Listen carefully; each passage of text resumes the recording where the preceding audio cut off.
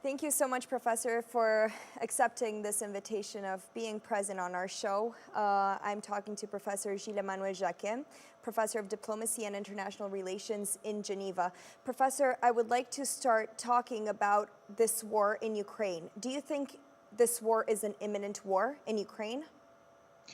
Well, thank you very much, first of all, Ana Maria, for your invitation.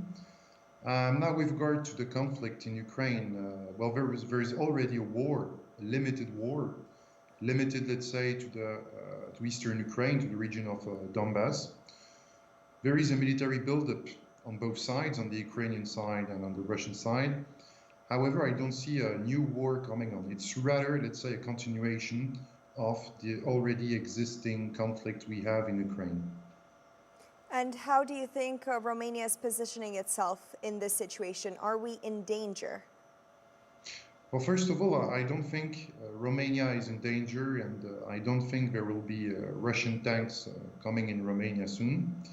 First of all, Romania is protected by its NATO membership. So if Romania is attacked, there will be a collective response. And that is enough for the protection of our country? It would be, but then as well, it's important to have a look at the other side, let's say the Russian point of view. And Russia, like many other countries, Russia is making, let's say, rational calculations, especially with regard to Romania. Russia has interest in Romania, in the energy sector, with trade, in the sector of finance, as well, banks, insurance.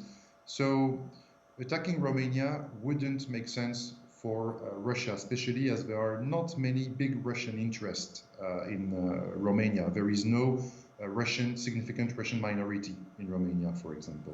But do you think, please, yes? Please. Well, I think Romania may be affected in some ways because the situation will create regional tension. It may spark some fears in Romania, fears that may be related as well to collective and historical memory. It's making sense. But I don't see Russia attacking Romania soon. So in this case, do you think that Romania is used as a pawn in the Ukrainian conflict? Well, Romania may be used in a way or another by NATO to make pressure on Russia, especially as Romania is a neighbor of Ukraine. But I don't think it's in the best interest for Romania to see an escalation of the conflict, and it's not in the best interest of Romanian national security to be used by NATO in a conflict in Ukraine or against Russia. Talking in concrete terms, how should Romania prepare itself? How do you think that the Prime Minister of Romania, Florin Câțu, will prepare the country for a possible attack? Well, first of all, you have, let's say, military mobilization, you have preparedness. So if something happens, it's not going to be overnight. Romanian army is prepared, there are plans for the defense of the country. But I think things will happen on a more diplomatic level. And we have to keep in mind as well that even though there are bilateral contentious issues between Moscow and Bucharest, Romania is playing a very smart game with regard to Russia. Romania is not trying to antagonize Russia. It's rather trying to find a more balanced approach compared to other countries, and especially NATO members. So once again, there may be, military put on alert in Romania. There may be some mobilization, some drills. The intelligence service will maybe look in a more cautious way at what is going on. But honestly, I think, once again, as Romania is behind or under, let's say, under the NATO umbrella, I think it's safe. It's safe. And do you think that this political game will properly be played also by the Prime Minister of Romania, Florin Câțu? I don't know. I couldn't say. I don't have enough information on that. But once again, I don't think it's in the best interest of the government to escalate tensions with Russia with regard to Ukraine. It wouldn't be a good thing. So is Romania protected enough only by the status of being a NATO country? Well, first of all, it's a strong deterring element. Attacking a NATO country means facing collective retaliation. And Russia is aware about that, and Russia is not looking for, let's say, war on a European scale, a war between NATO and Russia. That wouldn't make sense. First of all, Romania is well protected by NATO, and Romania has its own armed forces. They are trained, they have modern equipment, and they have fought as well in foreign operations abroad. So I don't think Romania is in big danger. I don't think so. In case of an attack, how long would it take the alliance to respond? If one of the NATO states are attacked, how long would the political decision take, per se? Well, the military response would be made in less than a week. It's important, less than a week. Otherwise, you would let, let's say, the enemy advancing. So a quick response is what will do NATO. Now, with regard to the political response or diplomatic response, it may take some more time. Well, politically, NATO intervention or NATO reaction will be allowed, but then usually governments will try as well to find political ways to settle the crisis. So there will be as well diplomats being mobilized. It won't be just about military reaction, but for the military reaction, it should be done in less than a week, within a week. And in this case, do you think that the weakness of others can contribute to the endangering of our country? Do you think that the war in Ukraine may seem imminent precisely because of weak leaders? I think it's not really about the strength for the weaknesses of leaders, it's rather about their vision. And it's important in this case as well to see that in Ukraine, President Zelensky was elected originally on a peace platform. He wanted to peacefully settle the situation in Donbass, especially as he was aware that the conflict could last for many years, and that the population in Donbass, the Russian-speaking population, that is a majority in this area, was asking for autonomy and linguistic rights. I rather think it's about the vision leaders have, and I think it's time for most leaders in Europe, should it be in Western or Eastern Europe, to get out of this old Cold War mentality, because it's very detrimental to all Europeans and especially the security of our continent. How great is the proportion that this conflict can take on a geopolitical landscape? Well, it already has regional repercussions. You have tensions in the Black Sea, and it's important as well to understand that Turkey as well may use this tension against Russia to make some pressure against Russia. We have as well to see the effects on Romania and Moldova. You know, Ukraine is in a way a fragile country, and it has a lot of ethnic minorities.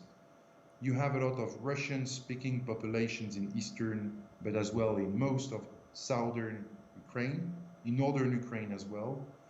And in western Ukraine, you have regions where you have significant and even important Romanian-speaking populations and Moldovan minorities, such as in the region of Izmail and Cetate Alba. So these regions as well that belonged in the past to Romania. So there may be regional repercussions, but it's hard to foresee how they will impact some countries. I think that in the end, for most of the countries in the region, they will look for a diplomatic solution, especially as you have a lot of trade in the region. Trade can be seriously affected by the regional repercussions of the conflict. Taking a look at Turkey, will Turkey play Russia in the Black Sea? Turkey will try in a way or another to put some pressure on Russia. They have antagonistic interest, but they have as well, I'm not going to say common interest, but they have in a way or another to accommodate interest they have in common in the region, especially when it comes to the stability of the region, the Caucasus, the Black Sea, and as well Syria. Because in Syria, Russia and Turkey may have antagonistic agendas, but they are forced as well to deal with each other. And they made agreements, especially with regard to the situation in northern Syria. So Turkey will, in a way or another, use this situation to make some pressure on Russia to take more autonomy with regard to Russia. But at the same time, Turkey has a lot of interest in common with Russia when it comes to trade, especially to bilateral trade. And along, let's say, these last years, Turkey bought military equipment to Russia. Turkey is rather trying, in fact, to play both NATO and Russia. So is it in a vulnerable position? Turkey could be, in the end, in a vulnerable position because some of the decisions of President Erdogan were met with some discontent in Moscow, but as well in Paris. And it's creating, in a way, some embarrassment in Washington or in Berlin, even though the US and Germany are not making a lot of pressure on Erdogan. So in the end, for Turkey, it could be a dangerous game. You can play, let's say, both with Russia and the US, but not to the point where it could lead to isolation. Is the withdrawal from Afghanistan a sign that troops and weapons are needed in other areas, such as Ukraine? I don't know if these troops and equipment that will be taken out of Afghanistan will be used in Ukraine. The withdrawal apparently is set for the 11th of September, so there is a delay with regard to the original schedule. I don't know if it will be sent, if these US troops from Afghanistan will be sent in Ukraine in September. I don't know, however, they could be sent in many other places where you have a US interest. So it's very hard to know where these troops will be deployed. Taking a look at the current context of the COVID-19 pandemic, how can the pandemic influence military decisions? Well, the COVID-19 pandemic, let's say, it may in a way create some issues within the military establishment. You have soldiers that should be vaccinated, soldiers who are sick you have to treat them. So the COVID-19 is not, in fact, really paralyzing military establishment, at least in Europe. In case of conflict, COVID-19 at the same time wouldn't slow down military preparation, mobilization, and deployment. COVID-19 is rather taken in military analysis as an element, as an analytical element. I mean that it's interesting as well for military establishments to see the effects of COVID-19 on adversary or enemy states, because then the way COVID-19 is destabilizing some societies, it could be useful for some military forces, for example. The United States withdrew 2 warships that it intended to place in the Black Sea. On the other hand, Russia sent 15 warships from the Caspian Sea, after which it closed the Kerch Strait until October 2021. So now I want to ask you, can this be considered a sign of weakness on the part of NATO's most important ally? It could be seen as a sign of weakness, but it can also be seen as a sign of, or a gesture of goodwill. In order to not escalate tensions, President Biden is planning, by the way, to meet President Putin, President Zelensky, and other European leaders in the next coming weeks or months. It's not clear when it will happen. However, it's clear in Washington now that they are looking for a de-escalation. It doesn't mean that the USA are weak or they are not facing their responsibilities, but they are rather trying to avoid, let's say, an unnecessary conflict and unnecessary tensions with Russia. Former President Trump had advanced to May 1st as being the deadline for withdrawing troops from Afghanistan, but current U.S. President Joe Biden set a memorable date for September 11th. This deeply displeases the Taliban, who have resumed their attacks. The decision to withdraw from Afghanistan is, however, criticized by some commanders. How do you comment? Well, there is no easy solution with regard to the Afghan conflict. The US troop withdrawal was long overdue. It was a very long promise of previous US presidents, but Donald Trump seemed to be serious about this commitment. There was a delay, and this delay was the main source of frustration on the side of the Taliban. With regard to the agreement made between the USA and the Taliban, the withdrawal of US troops was an important precondition to a final agreement and to a final settlement of the conflict. Now, in the Kabul government, but also among military experts, many people doubt about the genuine commitment of the Taliban after a withdrawal of foreign troops. Some experts believe that the withdrawal of foreign troops would just make the Afghan government weaker, and it would make things easier for the Taliban to take over, to seize power. At the same time, military operations showed that the war can last forever, and that there is in the end no military solution. The Taliban have been, affected by these military operations. Many Taliban leaders have been killed, but you still have Taliban fighters and new leaders coming on. One thing as well is that the Taliban are divided. Some Taliban agreed to negotiate, but others, we could say they are a minority, others refused to join the negotiations.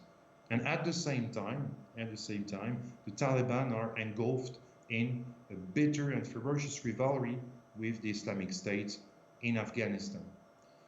So it's very hard to see how this agreement as well could last, as it's endorsed by the leaders of the Taliban movement that are representing a big part of this movement, but you still have dissidents, and you have another threat posed by the Islamic State that is opposed to any kind of agreement.